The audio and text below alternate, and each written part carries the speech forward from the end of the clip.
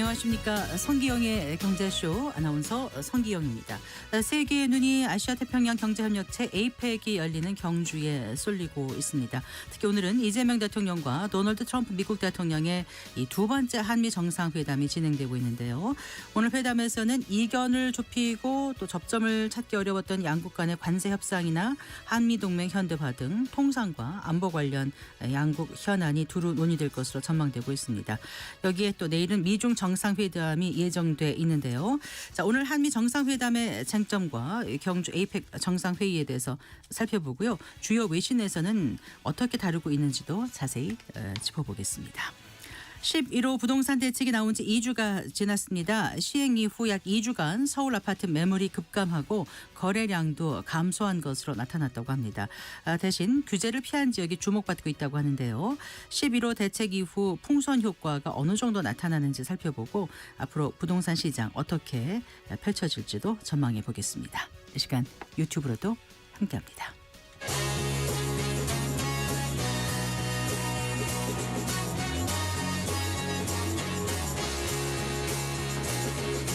경제 시야를 넓혀드립니다.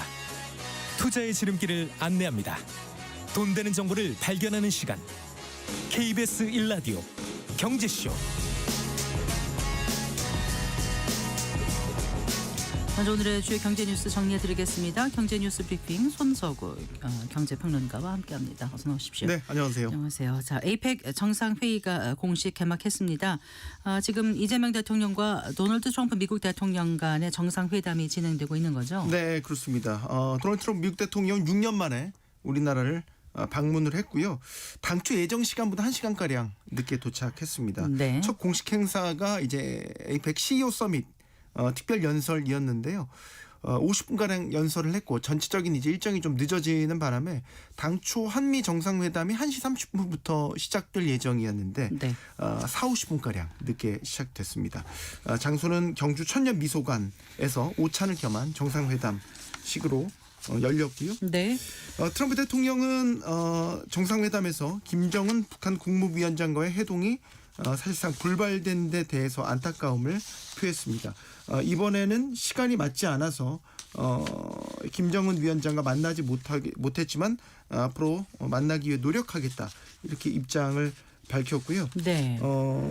지금 한반도에서 공식적으로 전쟁 상태라는 것을 알고 있고 이것을 바로잡기 위해서 우리가 무엇을 할 수 있는지 보겠다 이런 이야기를 했습니다. 한반도 평화에 대해서 트럼프 대통령이 노력하겠다는 입장을 밝힌 것으로 볼 수 있고요. 여기에 대해서 이재명 대통령은 김정은 위원장이 대통령의 진심을 제대로 다 수용하지 못해 불발되긴 했지만 대통령께서 김 위원장과 회담을 요청하고 언제든 받아들일 수 있다고 말한 것 그 자체만으로 한반도에 상당한 평화의 온기를 만들어낼 것이다. 이렇게 화답하기도 했습니다. 네. 그리고 이제 이재명 대통령이 트럼프 미국 대통령에게 핵 추진 잠수함의 연료를 우리가 공급받을 수 있도록 결단해달라 네. 이렇게 요청한 거죠. 네, 이와 관련해서는 지난 미국을 방문해서 했던 회담에서도 이 이야기가 있었던 것 같아요. 당시에 이제 이 대통령이 충분한 설명을 하지 못했다라는 이야기를 했고요. 여기에 대해서 우리가 핵무기를 적재한 잠수함을 만들겠다는 것이 아니라 기존의 디젤 잠수함으로는 잠항 능력이 떨어지기 때문에 북한이라든지 중국 측 잠수함에 대한 추적 활동에 제한이 있어서 네. 미국이 이 핵 추진 잠수함 연료 공급을 허용해 주면 재래식 무기를 탑재한 잠수함을 여러 척 건조를 해서 한반도 해역에 방어 활동을 하게 되면 이 자체가 미군의 부담도 줄어들게 될 것이다. 이런 이야기를 한 겁니다. 네. 이와 함께 한국이 방위비 증액을 비롯해서 방위산업 발전을 통해서 자체적인 방위 역량을 대폭 키울 것이다라는 점도 이야기를 했고요. 여기에 더불어서 미국의 방위비 부담을 줄이기 위해서 방위비 증액을 확실하게 해나갈 것이다. 이렇게 재차 강조하기도 했습니다. 이번 정상회담의 역시 키포인트는 한미 간 관세 협상이라고 볼 수 있는데 네. 현재까지 나온 이야기로 보면 양국 관세 협상과 맞물린 대미 투자와 관련해선 대미 투자나 또 미국 측으로부터의 구매 확대를 통해서 미국의 제조 부흥을 지원하겠다 이런 이야기를 이 대통령이 했고요. 또 미국이 가장 선호하고 있는 조선업 협력과 관련해서도 조선 협력도 적극적으로 해 나가겠다. 이게 양국 경제에 도움이 될 뿐 아니라 한미 동맹을 실질화하고 심화하는 데도 크게 도움이 될 것이라고 밝혔습니다. 네. 자, 도널드 트럼프 대통령도 우리 한국과의 무역 합의 타결에 긍정적인 입장을 보였죠. 네, 그렇습니다. 트럼프 대통령이 오늘 정상회담에 앞서서 CEO 서밋 연설에서 밝힌 내용이고요. 네. 여러 이야기를 했지만 일단은 이번 무역 협상과 관련해서는 트럼프 대통령이 다시 한번 이야기를 했습니다.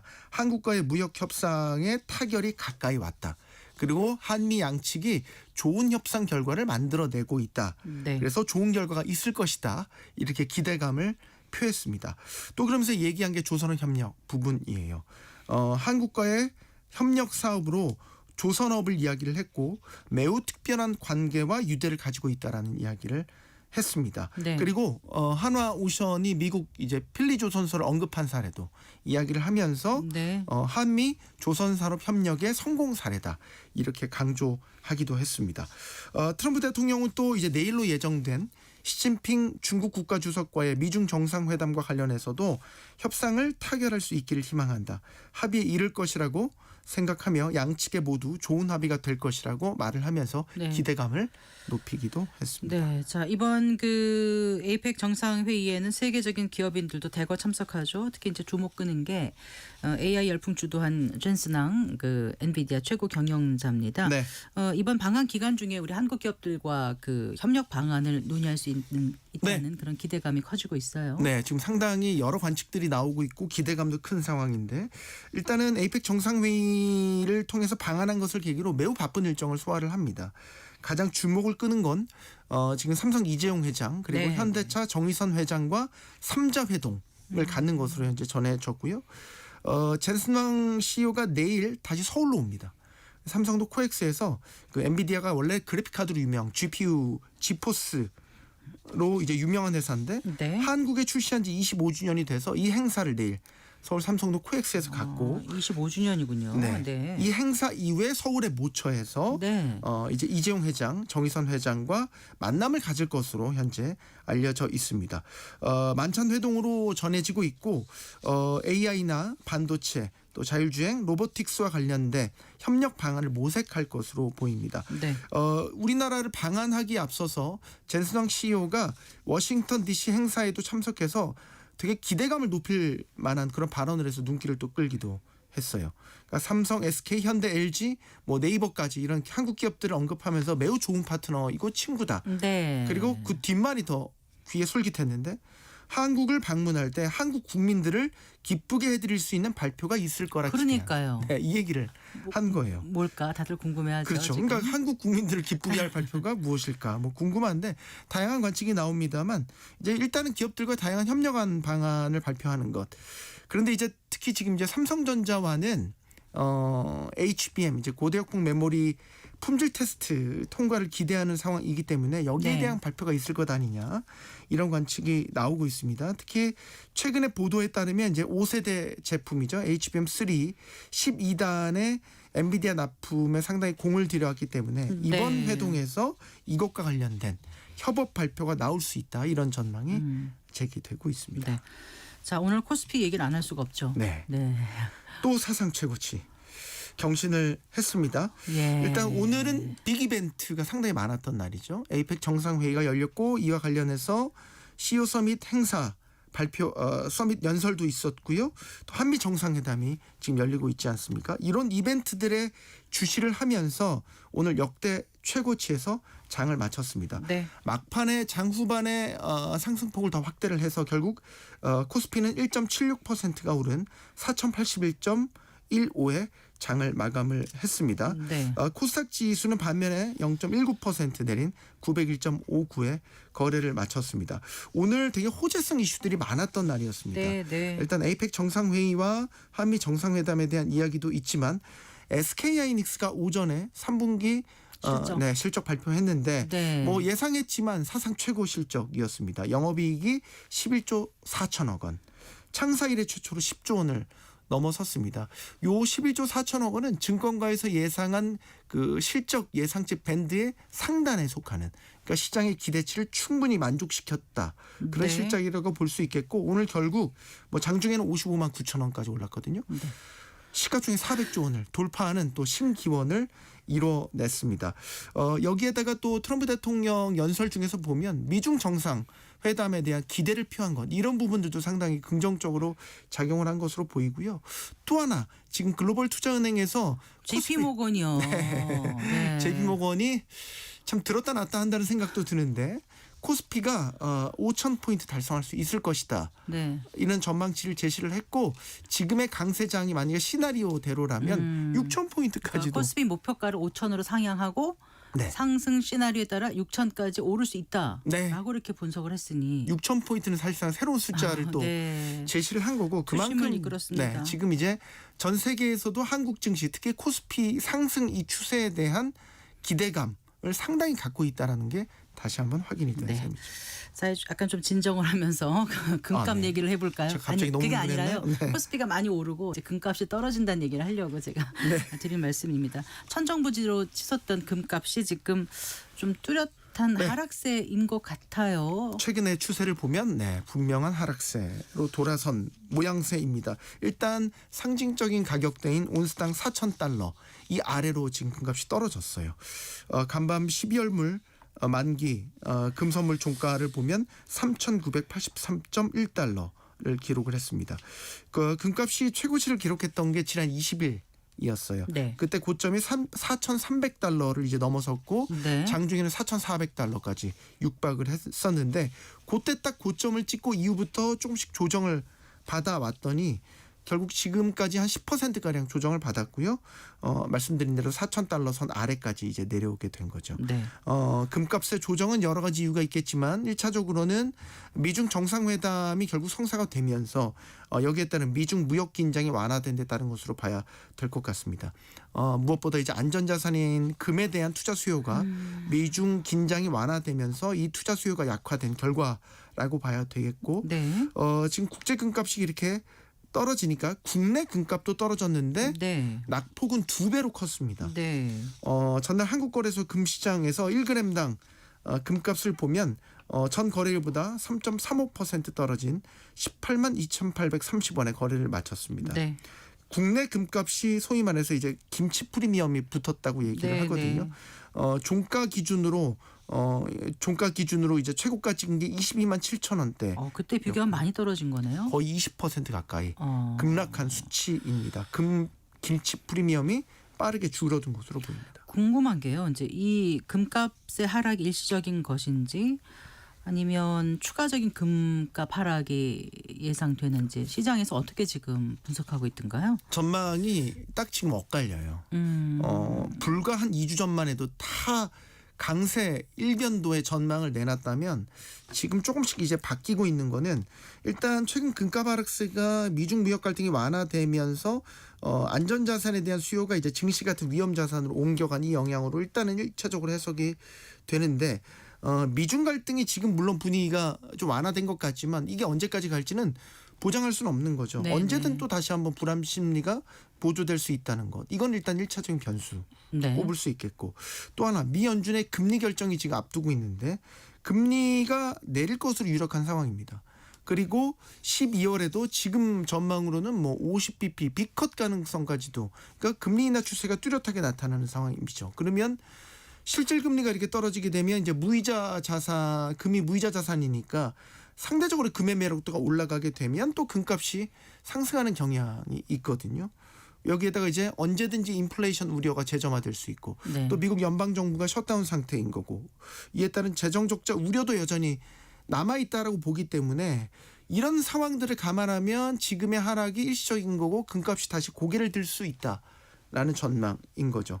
그런데 이제 한켠에서는 금값이 너무 빨리 올랐다는 점을 주목을 하고 있는 것 같아요. 네. 그래서 유동성 랠리에서 금값이 너무 빨리 올랐기 때문에 소위 말해서 상당한 거품이 끼어 있는 상태고, 이걸 보면 당분간 조정이 이어질 것이라는 전망도 나오는데, 여기에서 딱 이제 대형 은행들의 보고서를 보면 엇갈리는 게, 시티은행 같은 경우는 금값이 향후 3개월간 조정을 받아서 3,800달러까지 떨어질 수 있다고 내다봤고 네. 여기 또 JP모건이 나오는데 내년 4분기까지 국제 금 가격은 5,055달러까지 정반대에 오를 수 있다라는 정반대의 전망을 또 내놨습니다. 네. 중요한 건 이렇게 지금 전망이 엇갈리고 있다는 거는 투자자들 입장에서 공격적인 금 투자는 분명히 조심해야 될 때라는 신호가 아닐까 싶습니다. 네. 수고 많으셨습니다. 고맙습니다. 감사합니다. 경제 뉴스 브리핑 손석우 경제평론가와 함께했습니다.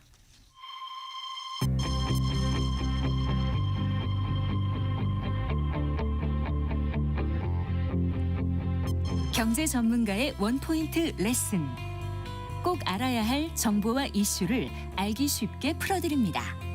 대한민국 경제 고수와 함께 투자의 맥을 짚는 KBS 1라디오 경제쇼.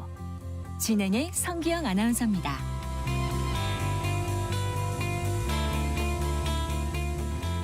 전 세계 이모기 에이펙이 열리는 경주에 쏠리고 있는 가운데 이재명 대통령과 트럼프 미국 대통령의 두 번째 한미 정상회담이 열리고 있습니다. 자, 관세 협상 타결이 불투명한 가운데 우리나라가 어떤 실익을 얻을 수 있을지 또 에이펙을 전하는 외신의 시각은 어떤지 다각도로 좀 살펴보는 시간 가져볼까 합니다. 신혜리 뉴스포터 대표와 함께하겠습니다. 어서 나오십시오. 네, 안녕하세요. 안녕하세요. 네, 이번 에이펙에 4강 정상들이 다 모이다 보니까 지금 뭐 그 경주 국제 미디어 센터의 프레스 등록을 마친 언론인만 몇 명이요? 3천여 명. 네, 아주 달할 뜨거운 정도라고 관심이죠. 하더라고요. 전 세계가 정말 주목하고 있다고 하는데 많은 분들이 에이펙 하지만 이게 언제 시작됐고 어떤 의미를 갖는지 좀 궁금하실 것 같아서 간단하게 네. 좀 짚어주세요. 자, 에이펙은요, 아시아 퍼시픽 이코노믹 코퍼레이션이라고 해서 아시아 태평양 주변의 지역의 그 국가들이 우리가 경제 협력에 좀 머리를 맞대보자 이렇게 해서 만든 곳이고요. 1989년에 호주 캔버라라고 해서 거기서 이제 시작이 됐고 우리나라를 포함한 12개의 나라의 대표들과 함께 출범을 했습니다. 네. 근데 이건 미국의 클린턴 대통령의 제안으로 1993년에 정상회의로 격상이 됐어요. 업그레이드 네. 되면서 지금의 구조를 갖추게 됐고요. 네. 우리나라, 그다음 미국, 일본, 호주, 뉴질랜드, 캐나다, 그리고 말레이시아, 인도네시아, 태국, 싱가포르, 필리핀, 브루나이 이렇게 창설 멤버가 12개국인 것입니다. 네. 그래요. 우리나라가 91년, 2005년에도 에이펙을 했었나요, 우리나라에서? 네, 맞습니다. 네, 근데 이번에 이제 2025 경주 에이펙을 하게 되는데 이번에 경주 에이펙의 그 외신이 가장 주목하는 부분은 어떤 거라고 지금 네. 분석하고 계세요? 참 우리 입장에선 다소 아쉬웠지만 제가 계속 그 모니터링을 했을 때 네. 우리나라보다는 시진핑과 트럼프의 만남 그리고 트럼프와 김정은의 만남에 외신들이 아주 많은 관심을 네, 보였습니다. 방금 전에 30일 부산에서 미중 정상회담 한다고 중국 외교부가 공식 발표한 게 속보로 뜨더라고요. 네. 그래서 지금 현대차 우리 노동자 구금 사태가 있었잖아요. 네. 그 이후에 한미 협상이 조금 지연되는 그렇죠. 분위기인데요. 그래서 이와 관련해서도 백악관 기자들의 관심이 있긴 있었습니다만 네. 이번에 시진핑과 트럼프의 만남 그리고 과연 러브콜을 잇따라 지금 보내고 있는 트럼프의 그 김정은을 향한 구애가 실현될지 여부가 가장 뜨거운 관심사였습니다. 네, 그래요. 그러니까 우리 자체보다도 미중 쪽에 조금 더 외신은 그 주목하고 있다는 게 아쉽다는 그 말씀이셨나요? 네, 맞습니다. 네. 어쨌든 이번에 이제 메가 이벤트가 펼쳐지는 거 아니겠습니까? 일단 오늘 한미 정상회담이 열리고 있고 또 앞으로 줄줄이 빅 이벤트들이 기다리고 있는데 눈여겨봐야 될 주요 이슈들 좀 짚어주세요. 네.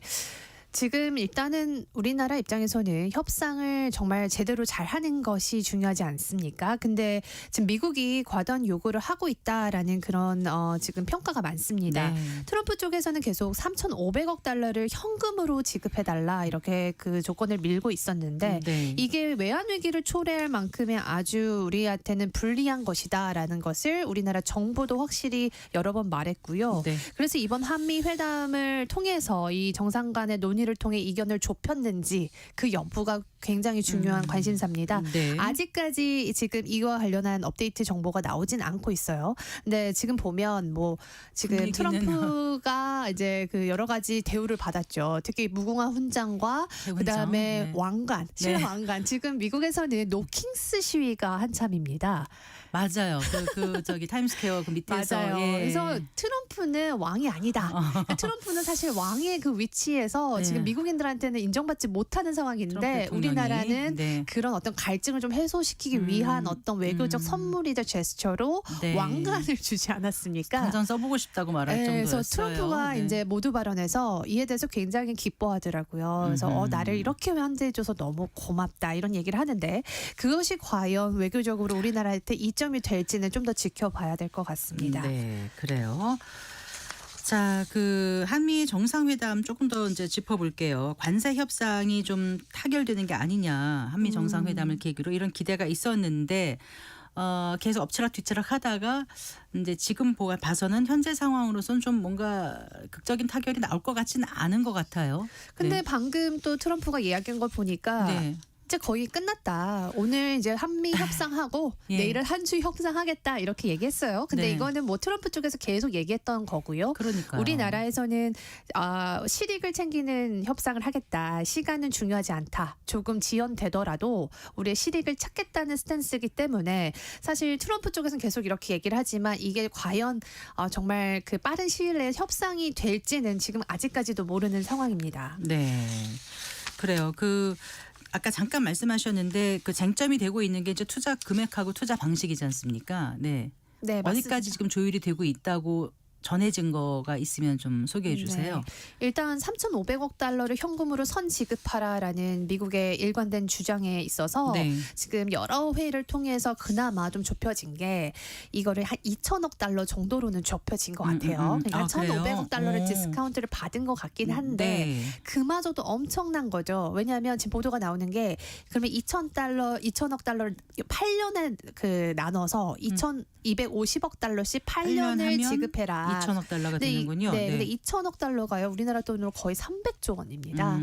이 엄청난 거액을 우리가 받아들이기가 어렵거든요. 그래서 이거에 대해서도 또 다시 한 150억 달러로 한 뭐 10년에 걸쳐서 내는 그런 방안을 지금 조율을 하고 있는 것 같은데요. 네. 이렇게 낮출 수 있을지는 좀 끝까지 가봐야 될 것 같습니다. 네, 그래요. 자, 이재명 대통령은 이제 에이펙 앞두고 외신과 인터뷰를 여러 번 한 거로 알고 있는데 거기서 그 한미 관세 협상에 대한 입장을 확실히 밝히긴 했지 않습니까? 그거 잠깐 좀 맞습니다. 짚어볼까요? 네. 계속 이제 트럼프 대통령은 외신을 통해서 한미 협상이 거의 다 왔다. 마무리되고 있다. 한국만 준비되면 나는 바로 레디고다 준비됐다 이렇게 얘기를 하고 있지만 그 사이에 이재명 대통령과 우리 정부는 연이어서 릴레이 인터뷰를 외신과 했습니다. 이것도 굉장히 이례적이에요. 이렇게 매일매일 거의 다른 외신과 인터뷰를 하는 게 굉장히 이례적인데 네. 이재명 대통령이 전 세계에 지금 보내고 있는 그 메시지는 국익을 훼손하는 결정은 절대 하지 않겠다. 네. 시간에 쫓기지 않겠다는 것이거든요. 결국엔 최소한의 상업적 합리성을 담보돼야 된다 이겁니다. 네. 그러면서 CNN과의 인터뷰에서 23일 날 어떻게 얘기했냐. 네. 결국은 이성적으로 납득할 수 있는 합리적 결론에 이르게 될 것이고 네. 우리는 동맹이고 상식과 이성을 가진 존재이다라고 얘기를 했고요. 네. 또 블룸버그 인터뷰에서는 미국은 자국 이익을 극대화하려고 하겠지만 그게 한국의 파멸적인 결과를 초래해서는 안 그 된다라고 대목이 눈에 띄더라고요. 네, 못을 박았습니다. 그러니까 우리 모두가 미국뿐만 아니라 우리 모두가 받아들일 수 있는 합리적인 결과에 도달할 수 있어야 한다는 그 입장을 계속 반복한 것은 이것이 굉장히 지금 어렵고 그래서 당장 에이펙 때 타결되기는 어렵다라는 그런 입장을 충분히 보였다고 생각을 합니다. 이 대통령이 늘 강조해온 실용 외교라는 게 이번에 어느 정도나 먹힐 거라고 보세요? 저는 결국에 우리나라가 계속 이렇게 얘기를 하면 미국 측에서도 이걸 받아들이지 못하진 않을 것 같아요. 왜냐하면 지금 계속해서 얘기하는 게 우리나라의 조선업이 굉장히 절실히 필요한 것입니다. 네. 지금 그 트럼프 대통령이 기내에서도 미국 기자들에게 우리의 조선업이 굉장히 지금 쇠퇴하고 있는데 결국에 한국 기술을 통해서 우리가 다시 돌아올 것이다 이렇게 얘기를 하거든요. 사실 우리나라가 아니라면 지금 뭐 일본이나 다른 나라에서 조선 기술을 제공하기가 어려운 상태이기 때문에 사실 우리나라에 굉장히 그 조선 기술에 있어서는 의존적이에요. 그래서 지금 트럼프 방한 때 우리나라 조선소를 방문하느냐 안 하느냐 이것도 굉장히 네. 관심사였는데 네. 아직 그 방문은 안 되는 것 같아요. 해요. 그렇기 때문에 이렇게 우리가 가진 기술과 그 여러 가지들을 좀 얘기를 하면 충분히 실용적인 외교에 도달을 할 수 있을 것으로 저는 보고 있습니다. 타결 지연이 반드시 실패를 의미하는 것은 아니다. 이렇게 이제 블룸버그 인터뷰 중에서 네. 대통령이 언급한 거로 알고 있는데 외신에서는 그럼 어떻게 보세요? 이게 좀 협상이 길어지다 보니까 네. 이걸 들고 어떤 시각으로 지금 분석을 하고 있는지가 궁금하거든요. 되게 그 시각차가 있는데요. 트럼프 정부는 우리나라가 마치 빨리 받아들이지 않기 때문이다라고 약간 우리나라한테 공을 돌리고 탓을 돌리는 상황인데 미국 언론들은 오히려 트럼프한테 비판을 하고 있어요. 어떻게 해요? 그러니까 CNN 같은 경우는 네. 그 우리나라 이재명 정부한테 질문을 했을 때 대통령한테 기자가 이런 말을 합니다. 미국 내에서 트럼프의 이런 행동이 마피아식 갈취라는 그런 언급까지도 있다. 당신 어떻게 생각하느냐. 그러니까 미국 국민들이 트럼프 대통령의 마피아식으로 동맹국을 갈취하고 있다고 얘기한다는 것을 CNN이 언급을 하기도 했고요. 네. 최근 그 보수 성향의 경제지죠. 월스트리트 저널이라는 그 네. 외신이 있는데요. 거기서 어떻게 얘기를 했냐. 동맹국에게 너무나 그 요구를 많이 하는 이 지금 현재 이게 비현실적이다. 이 금액이 동맹국이 도저히 감당하기 어려운 정도의 규모지 않냐. 그러면서 미국 역사상 대통령에게 수천억 달러를 마음대로 투자하도록 맡긴 전례는 없기 때문에 네. 지금 트럼프가 미국한테도 이렇게 일본한테도 이렇게 얘기하고 있지 않습니까? 그 5천억 달러가 넘는 투자 금액을 내 마음대로 투자하겠다. 대통령의 권한을 이용해서. 그게 조건부예요. 네. 그 투자금을 받아서 예. 트럼프 마음대로. 근데 그런 전례가 전혀 없었다는 것을 오히려 보수 성향의 경제지마저도 이야기하면서 트럼프를 비판을 하고 있습니다. 과하다는 생각을 하고 있다는 그런 네. 얘기겠죠. 어쨌건 트럼프 대통령은 이제 애초에 순방 일정을 조금 더 늘려서라도 김정은 북한 국무위원장 만나고 싶다는 뜻을 계속 밝혀왔는데 지금으로 봐서는 이제 불발됐다고 봐야 될까요? 네, 정말 이게 제가 이렇게 보면서 트럼프가 이렇게까지 구애를 하는구나 싶을 정도로 네. 거의 매일 김정은을 향한 메시지를 냈습니다. 네. 만나고 싶다. 우리는 사이가 좋았다. 원하면 내가 북한으로까지 가겠다. 그리고 일정까지도 하루 더 머물겠다까지도 얘기를 했는데 이렇게까지. 네. 정작 김정은 쪽에서는 푸틴을 만났죠. 네. 얼마 그리고 전에. 뭐 저 전략 소낙 미사일 시험 발사를 응수하지 않았습니까? 네, 그래서 미사일 발사에 대해서 또 백악관 기자들 물어보니까 대답을 어떻게 했냐면요. 그 사람 원래 수십 년 동안 미사일 발사한 거지 뭐 특별한 거 아니다라면서 네. 나는 기다리겠다. 또 우리는 볼 수 있을 거다라는 여운까지 남겼습니다. 그러니까 결국에는 김정은은 이제 답을 하지 않은 것으로 보이고요. 이번 회담은 굉장히 거의 불발됐다라고 보는 시각이 많은데 네. 그렇지만 트럼프 임기 내에 반드시 김정을 만나기 위해 엄청 노력을 또 할 것 같습니다. 네, 이렇게 어떻게 보면 좀 집요하다 그럴까요? 계속해서 그 러브콜을 보내는 이유에 대해서 외신에서는 그럼 어떻게 분석을 하고 있던가요? 일단 트럼프는 기본적으로 과시욕이 있는 사람입니다. 그 어떤 것도 못한 걸 내가 해야 되는 그런 사람이죠. 그렇기 때문에 노벨 평화상을 향한 집착이 있고요. 그다음에 이 전쟁을 끝내려고 하는 의지가 굉장히 강해요. 트럼프가 당선되기 전에 계속 밀고 왔던 선거 전략 중에 하나가 우크라이나 전쟁을 하루 만에 끝내겠다라고 했지만 그게 불발됐죠. 지금까지도 푸틴과 젤렌스키가 트럼프의 말을 듣지 않고 있습니다. 그러니까 자신의 입장에서는 어떤 또 다른 업적이 필요한데 그것은 김정은을 만나서 지난번에 하지 못한 그 협상을 하고 싶은 그 니즈가 굉장히 강하고요. 네.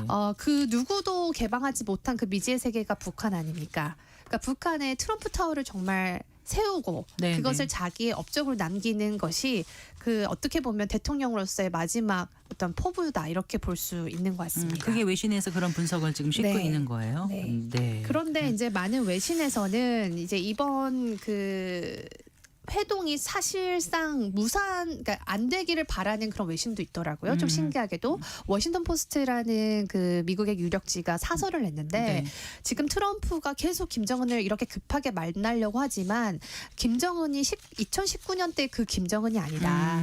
그 2019년 때는 별로 국제적인 위상이나 경제적으로도 지금 북한이 지금보다는 더 어려웠는데 네. 이 푸틴과 이제 여러 가지 협상과 그다음에 군사적으로 이제 여러 가지를 지원하면서 하면서 경제적 대가를 받지 않았습니까? 그리고 중국의 열병식에도 보면 네. 시진핑 좌우에 트럼프가 아니죠. 푸틴과 김정은이 섰잖아요. 맞아요. 국제적 위상이 2019년대와 달라졌어요. 달라져서. 그렇기 때문에 미국에서는 어떻게 얘기하냐면 지금 섣불리 만났다가 오히려 네. 굉장히 미국이 어떤 실수를 할 수도 있으니까 음. 준비를 단단히 하고 만나야 된다라면서 오히려 이번 회담이 이루어지지 않는 게 더 낫다고 보는 시각도 있었습니다. 네. 네. 일단 내일 이제 미중 정상회담이 열리게 되지 않았습니까? 네, 전 세계 관심이 뜨거울 텐데요. 네, 지금 미국은 계속해서 중국에 좀 밀리고 있는 상황입니다. 왜냐하면 계속 이제 중국의 아주 큰 카드를 계속 뭐 관세나 이런 것들을 옥죄려고 하지만 네. 사실상 지금 중국은 굉장히 오랫동안 트럼프 정권을 대비해서 준비했다는 기사가 나오거든요. 지금 막강한 게 뭐냐면 히토류 제재입니다. 맞아요. 반도체든 모든 것이 히토류가 없으면 지금 돌아가지가 않는데 중국이 그걸 제재하게 되면 지금 미국은 어떻게 할 수가 없어요. 그래서 일본과 만나서 한 게 히토류 관련한 협상 아닙니까? 네. 근데 일본이 히토류 제재를 하지 않는다고 해서 그 중국이 가진 히토류를 모두 다 일본이 커버할 수가 없습니다. 그거 그냥 보여주기식이고요. 결국에는 이 히토류 제재를 어떻게 푸느냐가 되게 중요할 네. 것 같은데요. 네. 제 예감으로는 제가 그냥 제 예상은 일단 유예를 합니다. 그 관세에 대해서는 유예를 하되 네. 히토류는 정말 중국이 가진 막강한 카드이기 때문에 이것에 대해서는 조금 더 시간을 끌 거다. 하지만 중국이 해줄 수 있는 제스처는 대두를 좀 구입해 주는 거. 지금 네. 트럼프가 사실은 뭐 텍사스나 이런 농업 지역에서 표를 많이 받았는데 대두 같은 게 중국이 안 사주니까 지금 썩어나고 있거든요. 네. 그러면서 지금 트럼프 지지자들 등을 돌리고 있어요. 그러니까 트럼프가 그 카드를 굉장히 다시 쓰길 원하기 때문에 중국에 대두를 사달라고 할 것이고요. 중국은 그 정도는 저는 양보를 할 것 같습니다. 하지만 네. 히토류 제재는 아마 시간이 좀 더 걸릴 수 있다. 그래서 그렇게 보고요. 많은 외신들도 결국에는 지금 이 전쟁은 중국이 좀 더 유리한 상황이라고 오히려 미국이나 영국 쪽의 기자들도 보고 있는 것 같습니다. 네. 하나 더 여쭤볼게요. 한일 정상회담은 어떻게 뭐 저기 일정을 조율하고 있는 중인 거예요? 어떻게 되는 거죠? 네, 제가 마지막까지 좀 업데이트를 봤는데 아직까지 딱 정해진 건 없는 것 같은데 네. 중국과의 회담 이후에 이제 할 것으로 보입니다. 뭐 일본에서도 굉장히 큰 정치적 변화죠. 첫 여성 총리가 맞아요. 탄생이 됐고, 근데 이 다카이치 총리는 사실 여성 아베라고 불릴 만큼 굉장히 극우 성향이다라고 알려져 있는데 우리가 이제 이시바 총리와 굉장히 그래도 좋은 만남을 이어가지 않았습니까? 네, 네. 그 굉장히 따뜻한 기류가 조금 이어지길 기대하고 있는 상황인데 다행인 것은 그 첫 메시지를 보면 그 다카이치 첫 메시지는 그래도 한국과 좋은 관계를 이어가고 싶다는 의지를 계속 밝히고요. 네. 나는 한국의 김을 좋아하고 드라마도 본다 이런 발언까지 한 걸 네. 보면 그래도 이런 이시바의 우호적인 스탠스를 좀 이어가려는 노력을 하는 것 같아서요. 이번 만남이 첫 만남이지만 그 이시바의 그 따뜻한 기류를 이어갈지 아니면 좀 나중에 좀 어떤 또 돌발적인 변수가 있을지 그런 것들이 좀 초의 관심사 같습니다. 네. 말씀 잘 들었습니다. 고맙습니다. 네, 감사합니다. 네, 2차 한미 정상회담 그리고 에이펙 주요 의제 등에 대해서 두루 살펴봤습니다. 뉴스포터의 신혜리 대표였습니다. 네, 감사합니다.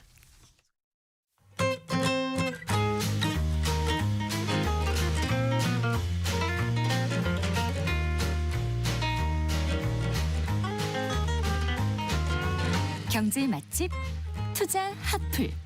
지금은 돈 벌기 딱 좋은 시간. KBS 1라디오 경제쇼.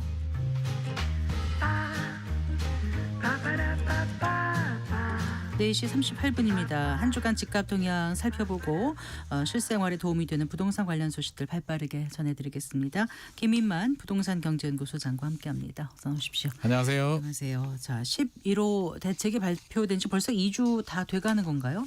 그렇습니다. 시간이 네, 빨리 2주 됐죠. 흐르네요. 네. 그렇죠. 네. 어떻습니까? 시장은요 지금? 시장은 뭐 여러 가지 반응들이 나오는데 최근의 화두는 풍선 효과인 것 같습니다. 풍선 효과가 차단하기 위해서 서울 전역과 경기도 12곳을 묶었는데요.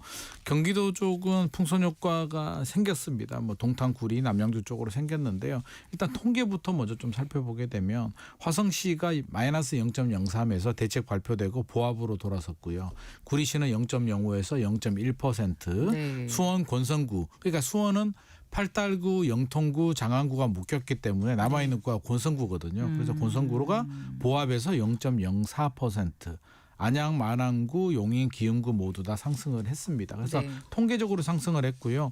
제가 최근에 남양주 다산신도시에 좀 다녀왔는데 그쪽도 이제 뭐 풍선 효과가 있다고 해서 현장에 가보니까 뭐 막 불장이고 1억 2억씩 올라가고 이런 분위기는 아닙니다. 그런 또 분위기는 그렇다고요. 깜짝 놀랐습니다. 그런 분위기는 아니고요. 그렇지만 거래는 되더라고요. 그래서 대책 발표 전까지만 하더라도 집주인이 한 2, 3천만 원 정도 살짝 내려서도 거래가 됐었는데 네. 대책이 발표되면서 이제 그런 분위기는 없어졌고요. 집주인들은 돈 받을 대로 다 받겠다. 살 사람들도 사겠다라고 해서 거래는 굉장히 활발하게 이루어지고 있고 일부 집주인들은 호가를 올리거나 매물 회수하는 집주인들도 있는데 네. 기존에 이제 매물들이 많이 나와 있다 보니까 아직까지 뭐 가격이 막 천정부지 올라가고 그런 분위기는 일단 아니었습니다. 그래서 네. 일단 변화는 있는데 일단 그렇고요. 전세 가율을 보게 되니까 한 50에서 60% 정도 되고 네. 또 올해 거의 안 올랐기 때문에 실수요자들이라면 또 뭐 지하철 라인, 역세권 라인으로 내 집 마련 생각하셔도 될 것 같고요. 그리고 재건축 이제 단지 중에서 규제가 지정된 그러니까 서울 내에서도 재건축 단지 중에 네. 성산시형이라는 아파트를 제가 다녀왔는데 아, 네, 마포요. 네. 강남 쪽은 워낙 비싸니까 이제 네. 성산시형 아파트는 조합 설립 총회가 임박을 했어요. 그래서 조만간에 아마 조합 설립이 될 것 같은데 이번에 투기 과열지구로 다 묶였잖아요. 네, 묶이면 네. 재건축 단지 중에서 조합 설립이 되면 지위양도 금지가 돼요. 그렇다면서요. 네네. 그래서 이 단지 같은 경우는 토지거래가구역 지정 전에도 거래가 활발했었고 지금도 조금씩 거래는 되고 있는데 재밌는 거는 지위양도 금지가 걸리면 이제 거래를 못 하잖아요. 네. 그러면 팔 수 있는 집주인들이 빨리빨리 팔아야 되는데 재건축이 이제 조합 설립이 임박하다 보니까 재건축이 진행이 되면 올라갈 거라는 기대감을 좀 가지고 있는 것 같고요. 네. 지위양도 금지가 걸리면 5년 보유, 5년 거주, 10년 보유하신 분들은 예외적으로 팔 수가 있거든요. 네. 이분들은 오히려 차라리 희소성이 있다. 잘 됐다. 내가 지금 안 팔고 진행이 되면 나밖에 팔 사람 없지 않겠냐라고 해서 오히려 이런 분위기들도 있습니다. 그래서 네. 지역별로 단지별로 굉장히 다양한 반응들이 마포구 나오고 같은 건 있습니다. 애초에 그 토지거래 허가 구역이 아니었는데 한 번에 다 묶인 거고요. 그렇죠, 그렇죠. 뭐 저기 그 뭐 양천구라든가 뭐 네. 영등포구 뭐 여의도라든가 이렇게 이제 토지거래 허가 구역이었는데 이제 투기 과열지구로 묶인 지역들도 있지 있죠. 뭐 않습니까? 여의도도 그렇고요. 예, 그런 경우에 이제 약정서를 토지거래 허가를 받기 위해 썼는데 네. 약정서 쓴 상태에서 허가 나오지 않고 본계약 쓰기 전에 이제 투기과열지구가 지정이 돼서 네. 이게 이제 인정을 받느냐 안 받느냐. 왜냐하면 이게- 조합원 지금 5년 10년 말씀하셨길래 제가 여쭤보는 거예요. 이게 굉장히 민감한 이슈기도 하고요. 네. 사실 좀 억울할 수는 있잖아요. 개인 당사자 입장이라면 토지거래가구역 같은 경우에 네. 우리가 계약을 하더라도 네. 허가가 안 나오면 이 계약은 무효거든요. 네. 이걸 유동적 무효라고 하는데 원천적으로 무효로 간주를 합니다. 그래서 네. 허가를 받아야만 이제 유효가 되기 때문에 네. 보통 매매 예약이란 걸 작성을 하고요. 네. 토지거래가구역 이제 예약서를 작성하고 구청에 약정서 서류를 네. 넣으면 네. 허가 받는데 한 2주 정도 걸리는데 네. 최근에 이제 막 이게 몰리다 보니까 시간이 좀 더 걸리기도 합니다. 그러면 네. 그 사이에 지금 규제가 나왔기 때문에 네. 억울하신 분들, 선의의 피해자들이 나올 수는 있는데요. 네. 이 부분에 대해서 명확한 규정이 지금 막 서로 해석이 엇갈려요. 그래서 그래요. 네. 제가 국토부에 질의도 한 부분인데 네. 국토부에서도 충분히 이해하고 있다. 네. 선의의 피해자가 나올 수도 있다. 우리도 네. 검토 중이다라고 하는데 아직 검토 결과는 나오지 않았습니다. 네. 시장에 혼선이 굉장히 많이 생기고요. 네. 특히 토지거래가구역이 한 번도 하지 않았던 그렇죠. 노도강이나 네. 뭐 수원이나 이런 적들은 한 번도 한 적이 없기 때문에 네. 어떻게 해야 될지도 모르겠고 중개업자분들 모르시는 분들도 많으실 것 네, 같아요. 어떤 구는 담당자가 한 명밖에 없대요. 아. 그래서 지금 인원도 더 늘려야 되고 아. 여러 가지 지금 혼선들이 있으니까 국토교통부도 빨리 가이드라인 만들어서 배포하고 인력 확충하고 네. 빨리빨리 처리할 수 있도록 여러 가지 지원이 좀 필요할 것 같습니다. 네. 그런데 또 이 그 서울 상위 20% 아파트 평균 가격이 얼마요? 33억 원이요? 네. 그런데 이게 627 규제 직후가 32억 원이었는데 이번에 조사한 게 33억 원인 거예요? 그럼 네, 오른 거예요? 규제 3개월 이후에. 만에 1억이 올랐는데 상위 20%입니다. 그러니까 우리가 이걸 5분위라고 하는데 네. 서울에서 5분위 상위 20%가 평균 가격이 33억 4,409만 원. 이거 도무지 납득이 안 되는데 이런 가격이 나왔습니다. 그래서 이게 5월이 처음으로 30억이 넘었고요. 올해만 하더라도 평균이 30억에서 33억이 넘었기 때문에 네. 굉장히 좀 가파르게 올랐다라고 우리가 알 수가 있고요. 1분위 같은 경우 하위 20%는 네. 4억 9,536만 원입니다. 5억 정도 되는데 네. 사실 이것도 높잖아요. 이게 서울의 하위 20%가 5억이라는 것도 굉장히 높은 수치이긴 한데 네. 이거는 2024년 1월 5억에서 내려온 이후에 지속적으로 4억 원대를 유지하고 있습니다. 그 얘기는 네. 상위의 고가 아파트들이 최근에 올 1년 동안 상승률이 더 높았다라는 걸 우리가 알 수가 있고요. 양극화가 점점 심해지고 똘똘한 한 채가 더 강화되는 현상이 맞물린 것 같습니다. 네. 자, 지금 그러다 보니까요. 이제 여러 가지 대출 규제가 나온 게 627 규제였고 이번에 토지거래 허가, 토지. 투기과열지구, 그다음에 조정 대상 지역 이렇게 다 묶이지 않았습니까? 그렇습니다. 그런데 이제 그렇게 했는데 앞으로 그러면은 집값이 잘 잡히지 않으면 결국은 이제 세금 인상 카드가 나오는 게 아닌가 네. 이런 전망들이 조금씩 나오던데 어떻게 보세요? 이게 마지막 카드거든요. 우리 부동산 규제는 세 가지가 있잖아요. 지역 규제, 그러니까 말씀하신 것처럼 조정 대상 지역, 투기과열지구, 토지거래가 구역을 묶는 규제가 있고 대출 한도를 줄이는 규제, 그러니까 네. 구매 능력을 제한하는 규제가 있고 그다음 세금 규제가 있는데 지금 세금 규제 빼고는 이제 다 나온 것 같습니다. 물론 동탄이나 뭐 일부 구리 같은 지역들은 추가로 규제 지역에 지정될 가능성은 있습니다만 남은 카드가 세제 보유세인데 네. 지금 정부와 여당에서도 목소리가 여러 가지 목소리들이 좀 다른 목소리들이 나오고 있어요. 그래서 세금 올려야 된다. 올릴 수밖에 없다라고 말씀하시는 분들도 있고 고위공직자들 중에서도요. 또 여당 일부에서는 아니다. 보유세를 올리면 안 된다라고 말씀하시는 분들이 있는데 결과적으로는 좀 학습 효과가 있는 것 같습니다. 문재인 정부 시절에 결국 세금 올려가지고 표 이탈이 생기게 되고 대선에서도 영향을 받았다라고 판단을 하고 있기 때문에 네. 굉장히 좀 조심스러운 부분이 있고요. 원칙이 있습니다. 세금은 밸런스가 중요하거든요. 그러면 보유세를 올리면 거래세, 취득세, 양도세를 내려줘야 되고요. 네. 아니면 반대로 거래세를 올리고 싶으면 보유세를 내려줘야 됩니다. 그러니까 지금은 그 보유세를 올리는데 이제 초점을 맞추고 있기 때문에 거래세를 내려줘야 되는데 이게 이제 근데 한쪽에서는 그 문재인 정부 때는 보유세도 높게 거래세도 높게 하지 않았나요? 그러다 보니까 이제 매물 잠김 현상이라는 게 생깁니다. 네. 보유세를 올리면 부담스럽죠. 팔고 싶어. 팔려고 하니까 양도세가 다주택자들은 최고 82.5%까지 적용이 되니까 야, 동업을 해도 5대5인데 네. 야, 내가 정부하고 8대2는 도저히 못하겠다. 나 그냥 가지고 갈련다. 그래도 도저히 보유세 낼 형편이 안 되면 팔긴 팔아야 되는 거 아닌가? 그래서 파신 분들도 계시잖아요. 가끔 있는데 그래서 매물이 나오기를 또 기대하는 거 아닌가요? 그런데 이게 네. 8대2면은 대부분 분들이 그냥 내가 다른 데서 돈을 빌리더라도 그냥 버텨보겠다라는 생각을 하니까 네. 이걸 보유세를 좀 살짝 내려줬으면 매물이 나오면서 주택시장이 안정이 되거든요. 차라리. 그래서 아, 지금 또 네. 알고 있습니다. 여당도. 근데 보유세를 올리면 조세 저항이라는 게 생기고요. 네. 또 거래세를 내리면 부자 감세 논란이 있기 때문에 이게 네. 뜨거운 감자예요. 그래서 네. 해야 되는 건 알겠는데 이게 방향성입니다. 이 부분에 대해서는 어떤 전문가도 어떤 교수님들도 의견이 다 일치하는 부분이에요. 보유세 올리고 양도세 내려야 된다는 거. 그럼 그 전 국민에게 이걸 잘 설득을 해가지고 그런 방향으로 가면 어떨까? 어느 정도까지 좀 기다려 달라. 그게 저도 최선일 것 같고요. 네. 이게 부자 감세 논란, 조세 저항이 있더라도 이렇게 가게 되면 주택 시장이 매물이 나오고 안정이 된다라는 네. 어떤 설득 작업이 좀 필요할 것 같고요. 네. 그런 방향성을 가지고 또 이게 너무 단기간에 보유세를 급격하게 올리게 되면 또 문제가 되거든요. 그래서 그게 조금씩 여러 가지 조금씩 연결돼 있다면서 건보료부터 뭐 여러 가지. 그렇죠. 한 네. 뭐 67개 정도에 네. 해당이 되기 때문에 네. 단계별로 올리더라도 공시가격도 조금씩 공정시장 공시 가입 가격이 비율도 오르면, 네. 60에서 80으로 가지 말고 네, 네. 60에서 65%, 70% 이렇게 가고 양도세도 조금씩 내려주는 방향으로 간다면 저는 주택시장 충분히 안정될 수 있다고 생각을 하고 있습니다. 네.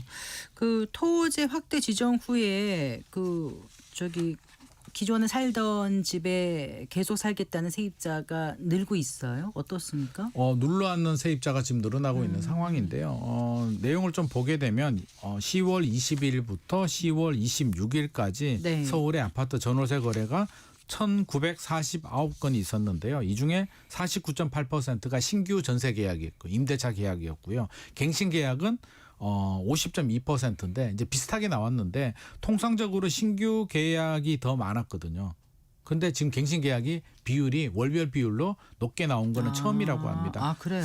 네, 그런데 이제 전세 매물도 같이 줄어들어요. 매물이 1년 전에 3만 1,472건이었는데 지금 2만 4,486건으로 22.2%가 줄어듭니다. 네. 특히 노원구, 중랑구 같은 서민 주거 지역들이 이제 줄어드는데 또 하나의 좀 재밌는 통계가 있는데요. 그러면 갱신을 했다고 하는데 갱신 또 두 종류가 있잖아요. 계약갱신 청구를 사용했느냐, 사용하지 않았느냐인데 네. 내용을 좀 보게 되면 계약갱신 청구를 사용한 사람은 38.7%, 사용하지 않는 분이 오히려 더 많습니다. 그래서 이건 왜 이런 현상이 발생하냐면 앞으로 더 올라가는 때 베팅을 하고 있기 때문에 계약갱신 청구를 아껴뒀다가 이번에 돈 올려주고 갱신한 다음에 더 그다음에 많이 올라가게 되면 내 갱신권 사용하겠다라는 분이 있고요. 그럼 계약갱신 청구권은 임차인이 쓰겠다고 해야지 쓰는 거고. 그렇죠. 한 번 아껴둔 카드니까. 임대인이 쓰라고 할 수는 없는 거군요. 그렇죠. 없죠. 그래서 나의 히든 카드니까 이걸 아껴두겠다는 분이 있고요. 이미 사용하신 분들도 있잖아요. 네. 그러면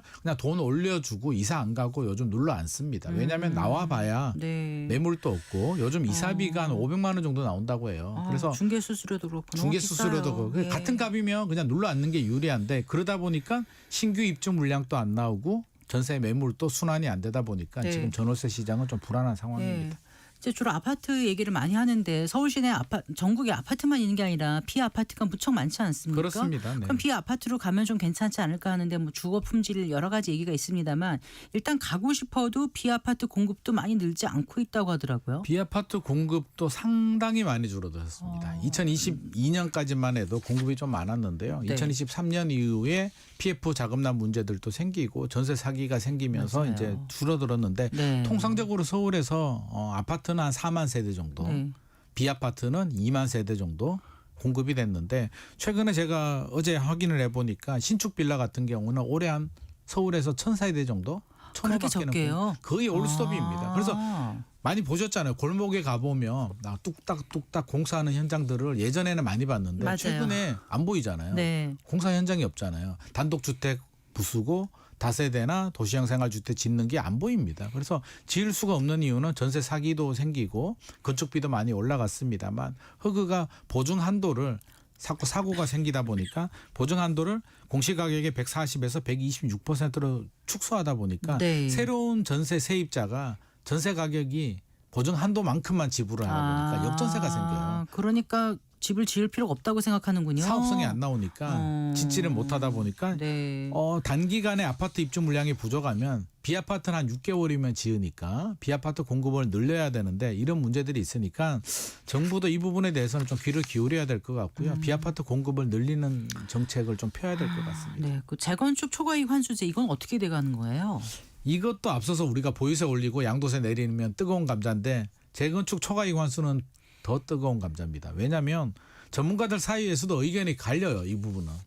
왜냐하면 저처럼 어차피 부과도 못하는 세금 이게 1인당 8천만 원 넘어가게 되면 이제 부과하게 되는데요. 이게 한 1억에서 4억 정도로 지금 예상을 하고 있거든요. 그러면 강남 같은 경우는 한 4억 정도 나올 텐데 집을 팔지도 않았는데 4억을 낼 수 있는 여력이 되는 사람이 많지도 않고요. 실제로 부과한 적이 없는 거죠? 못하죠. 왜 못하냐면 지자체장은 4억을 부과했는데 주민이 못 내요. 그러면 압류를 걸고 네. 공매로 넘겨야 되는데 네.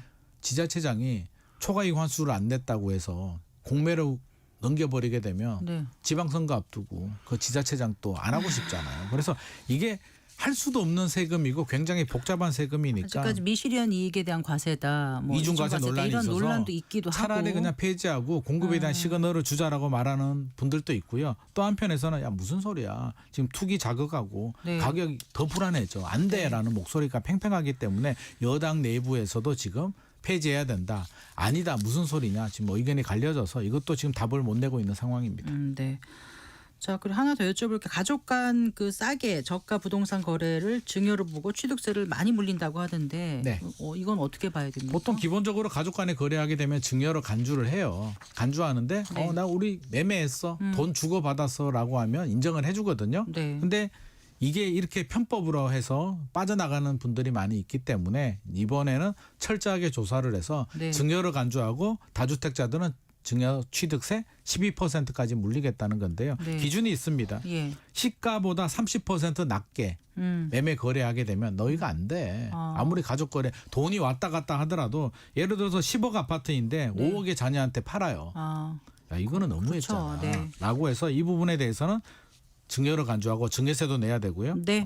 이렇게 해야 됩니다. 그래서 조심하실 필요가 있습니다. 알겠습니다. 잘 들었습니다. 고맙습니다. 감사합니다. 네, 부동산 경제연구소 김인만 소장과 함께했습니다. 마칠 시간입니다. 성기영의 경제쇼 오늘 순서 여기까지입니다. 아나운서 성기영이었습니다. 고맙습니다.